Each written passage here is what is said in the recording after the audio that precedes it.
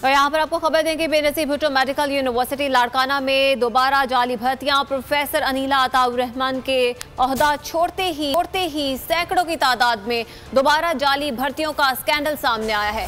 इन जाली मुलाजमीन ने यूनिवर्सिटी में ज्वाइनिंग भी दे दी है।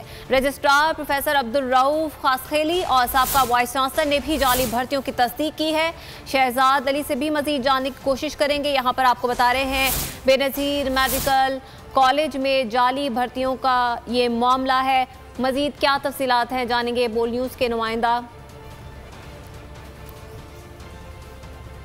शहजाद से। आइएगा जी। ये लाड़काना के शहीद मोहतरमा बेनज़ीर भुट्टो मेडिकल यूनिवर्सिटी में साबका दौर में भी 401 जाली मुलाजमीन की भर्तियां की गई थी, जिसकी तहकीकात इस वक्त भी नैब और FIA में जेर तहकीकात हैं। ताहम अब साबका वाइस चांसलर अनीला अताउर रहमान ने पिछले माह 24 सितंबर को जैसे ही अपना टेनोर मुकम्मल होने के बाद ओहदा छोड़ा है, उसके बाद दोबारा से जो है वो 37 लोगों के जाली ऑर्डर्स जो हैं वो ऑफिस ऑर्डर्स अब तक नौकरियों के सामने आ चुके हैं, जिनमें जो है वो जूनियर क्लर्क शामिल हैं, कारपेंटर शामिल हैं और इस तरीके से मुख्तलिफ ओहदों पे वो किए गए हैं। और ये एक बहुत बड़ा स्कैंडल दोबारा सामने आ रहा है। इसमें रजिस्ट्रार आपका बहुत शुक्रिया।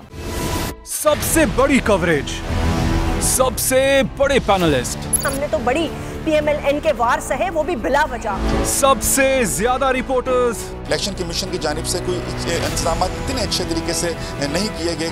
बोल की रिवायत, सबसे पहला नतीजा।